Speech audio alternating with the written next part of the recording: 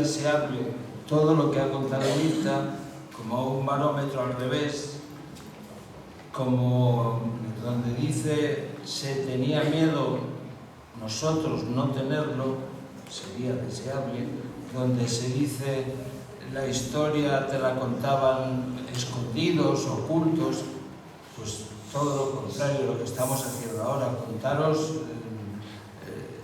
lo que en realidad sucedió y no lo que quieren que creas. Aquello era una estrategia que ahora dirían de fake news. Se trata de tener un criterio propio, personal, que te permita ver las cosas con claridad y no como quieren que las veas. Y paso la palabra a Paterna, que dará el toque positivo del tema. Hola, buenas tardes. Se te oye. Nosotros somos Daniel Galán, yo soy Amparo Belmonte y somos, bueno, nuestros abuelos fueron asesinados en el terreno en Paterna y fueron enterrados en una fosa común en Paterna.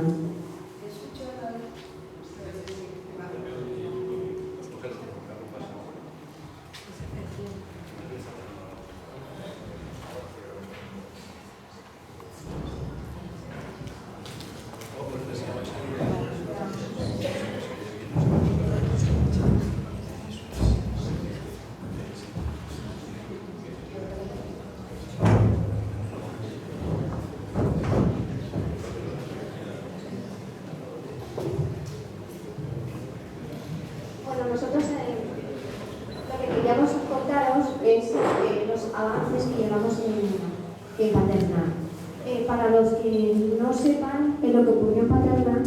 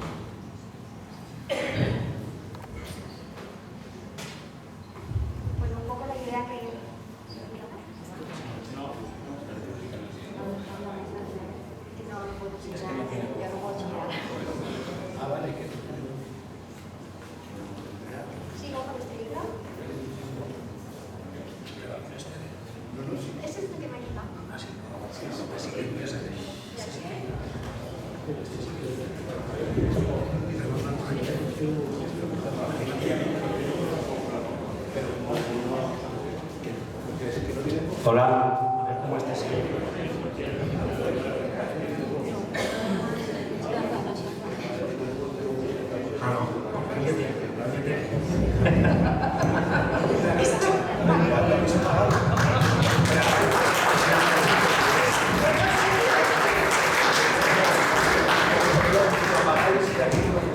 vuelvo a mis orígenes. No hace falta que pase.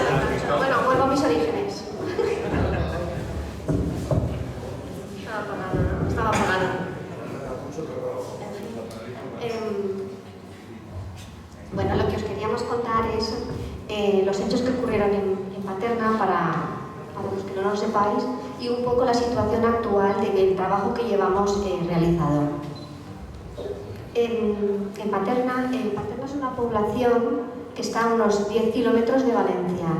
Allí fueron asesinados 2.238 personas una vez finalizada la guerra. Nos gusta recalcarlo porque siempre, cuando decimos algo, siempre nos dicen es que las guerras mataron a ambos bandos. No, estos fueron después de la guerra, entre 1939 y 1956.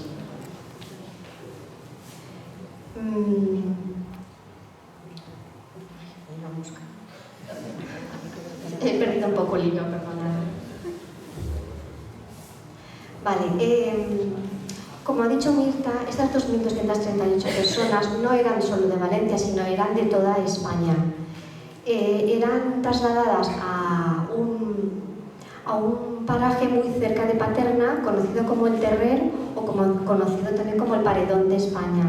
Allí eran fusilados, asesinados y eran después trasladados desde esa zona, que estaba a unos 450 metros del cementerio, los transportaban con carromatos y iban dejando un reguero de sangre.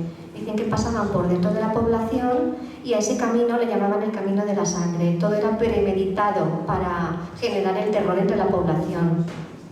Una vez llegaban al cementerio, los dejaban allí tirados y las familias que iban todos los días o sabían que ese día iba a ser asesinado su familiar, estaban allí. Es el caso de mi familia. Allí estaba mi tía y, mi tía y mi tío, que eran los hijos mayores de mi abuelo, porque mi abuela estaba encerrada también en la cárcel, juzgada por ser mujer de rojo.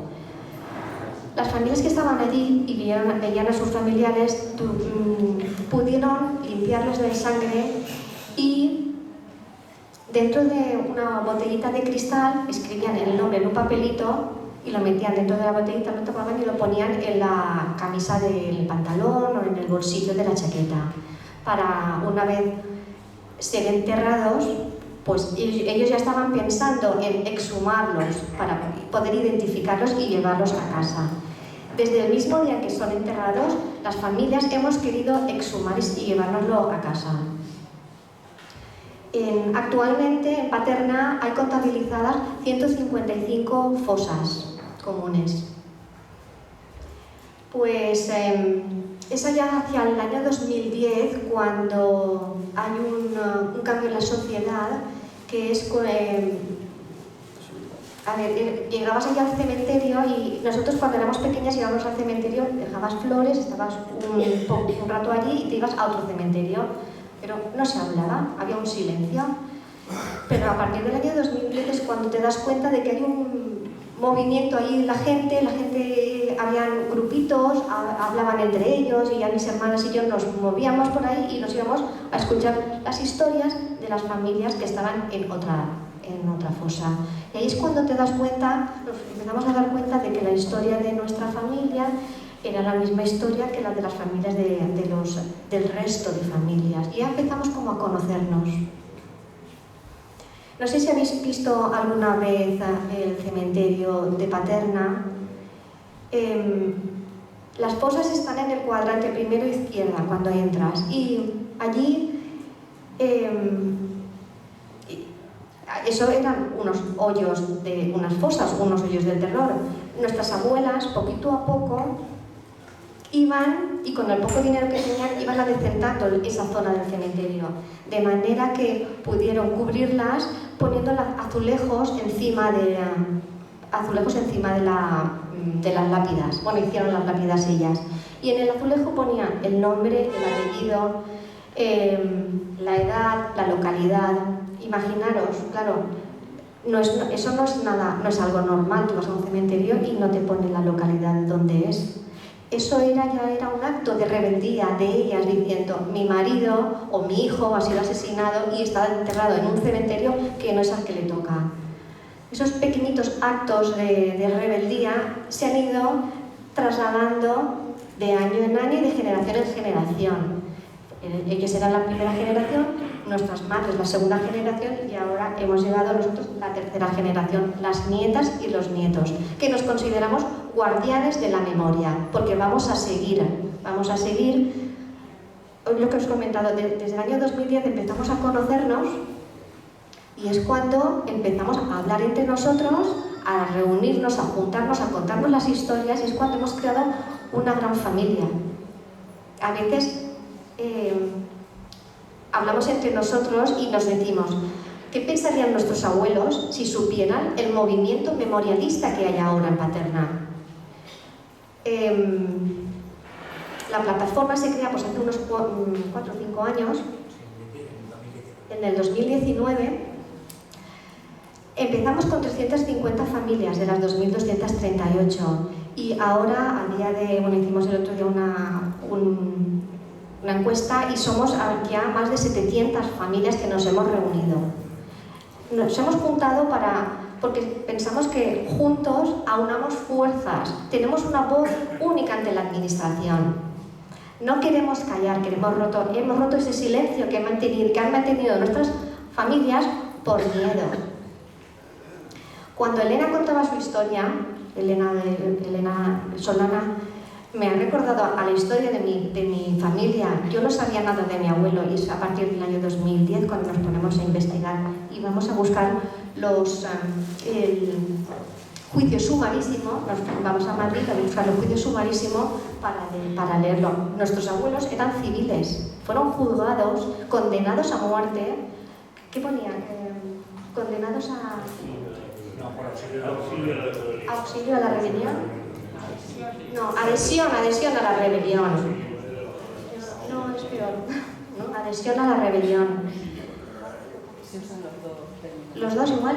Pues auxilio, adhesión a la rebelión de rebelión. Sí. Pues nuestros abuelos eran los concejales, los alcaldes del último equipo de gobierno de la República. Adhesión a la rebelión, vamos, darle la vuelta.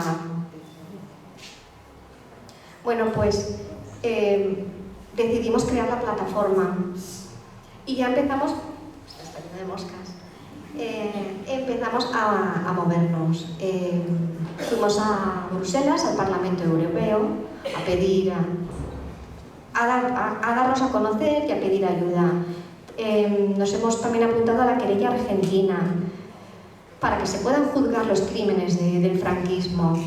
Hemos ido también al Congreso de los Diputados, hemos hablado también con la Generalitat Valenciana, Diputación de Valencia, y bueno, hemos conseguido grandes avances porque la sociedad nos ha apoyado y hemos tenido la suerte de contar con la ayuda de la Diputación de Valencia, la Delegación de Memoria Democrática y con el anterior gobierno de la Generalitat también teníamos una consellería que era de Memoria Democrática, que ahora con el nuevo gobierno que ha ganado el PP la han quitado. Pues ahora Daniel nos contará de las 155 fosas que hemos exhumado, un poco los números, ¿no? Los avances que hemos tenido y los problemas que nos hemos encontrado. Hola, buenas tardes.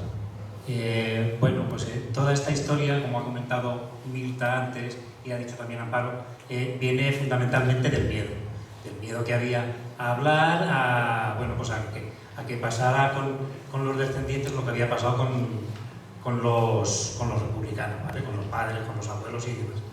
Entonces, fundamentalmente, ese miedo es el que impedía que las familias mostrasen, aparte de que estaba terminantemente prohibido el ir a mostrar el duelo a las fosas comunes, porque según la Guardia Civil allí no había nada más que perros enterrados y destruían lo poquito que se podía hacer, no se les permitía a las familias de ir a mostrar el duelo allí. ¿Cuándo se empezó a organizar el tema un poquito? Pues a partir de que tuvimos una ley de memoria histórica en 2007, fue cuando la gente empezó a despertar y a entrenarse un poco y a comenzar a tratar de emprender los procesos de exhumación. A partir del 2010, como ha comentado Amparo, se empezaron a organizar las familias. Yo entré un poquito más tarde, yo entré en 2015, pero bueno, tuvimos unos años ahí que, a pesar de tener ley de memoria, no había presupuesto para exhumaciones, entonces no eran viables, no se podían hacer. Hasta que una de las pioneras en el Estado español, la Diputación de Valencia, que fue la primera administración en el País Valencià que se dedicó a dotar de fondos estos proyectos, pudimos empezar a hacer exhumaciones. Y luego después, en 2020, también entró la Generalitat, con lo cual eran las dos administraciones las que se dedicaban a hacer este tipo de trabajos. Hasta el momento se han abierto ya 26 fosas, se han recuperado alrededor de 1.400 cuerpos y hemos identificado un porcentaje bastante menor porque, por desgracia, el estado de los huesos en muchos casos no es el más adecuado para extraer ADN, o la línea familiar se ha perdido porque muchos de los asesinados allí eran muy jóvenes, tenían 18, 19, 20 años, no estaban casados, no tenían descendencia, entonces ha de ser a través de sobrinos, nietos o primos o parentescos más lejanos, que hace pues prácticamente imposible poder identificar por ADN. En ese sentido sí que estamos por la creación de un laboratorio estatal de ADN con el fin de recopilar todas estas muestras para poderlas cotejar en el futuro conforme vayan saliendo más familiares, para poder tratarlos de identificar. Si las técnicas de identificación avanzan, lo que hoy es imposible, quizá en un futuro pueda ser una realidad. Entonces, de momento se está identificando alrededor del 10 o el 15% de estas personas. Hay que tener en cuenta también que no todas las fosas, una fosa de 100 o 150 víctimas, a lo mejor cuenta con 40 familias, con lo cual de esos 150 cuerpos como máximo se podrían identificar 40. Desgraciadamente tampoco se llega a ese porcentaje, se queda a lo mejor en 20 o en 25 por los motivos que comentaba antes. Entonces sí que conviene seguir con la búsqueda de familiares para fomentar el que se exhumen y el que se puedan recuperar y darles un entierro digno, el quitarlos de las fosas comunes y darles un entierro donde las familias consideren oportuno. Eso sería una manera de hacer justicia, algo que el Estado no ha hecho hasta ahora. Lo hemos tenido que ir haciendo a las familias poco a poco, pero que pues, cada vez hay más movimiento memorialista y tenemos la esperanza de que se pueda en algún momento pues, terminar. Hubo un compromiso por parte de la Consellería de Participación, Transparencia, Cooperación y Calidad Democrática de vaciar el País Valencià de fosas comunes y bueno, pues de momento se dejaron firmadas porque hubo un cambio de gobierno y no se pudo terminar, pero se dejaron firmadas 421 exhumaciones en todo el País Valencià, en Castellón, Valencia y Alicante. Y eso pues se va a llevar a cabo próximamente con 3 equipos de arqueólogos que van a comenzar a exhumar en las 3 provincias. En Valencia, concretamente en Paterna, que es la mayor que hay, y bueno, y en Alicante y en Castellón también. Entonces, lo que pase a partir de ahí ya va a ser más complicado porque, claro, al cambiar la política, el Partido Popular y Vox han estado desde el inicio siempre en contra de la memoria histórica, amenazando con derogarla, mucho antes de tener posición en el gobierno. Hoy que la tienen, se mantienen en eso y, bueno, pues están en ello y quieren derogar la ley porque, según ellos, esto de abrir las fosas es reabrir viejas heridas que no están cerradas en absoluto. Lo que estamos haciendo con las exhumaciones es cerrarlas de manera más o menos definitiva. Pero la derecha y la ultraderecha se mantienen en que es reabrir heridas que deben estar cerradas ya por el tiempo que ha pasado y bueno, pues en esas estamos, intentando de que se puedan llevar a cabo en algún día todas las exhumaciones. Ah, sí, yo he terminado ya.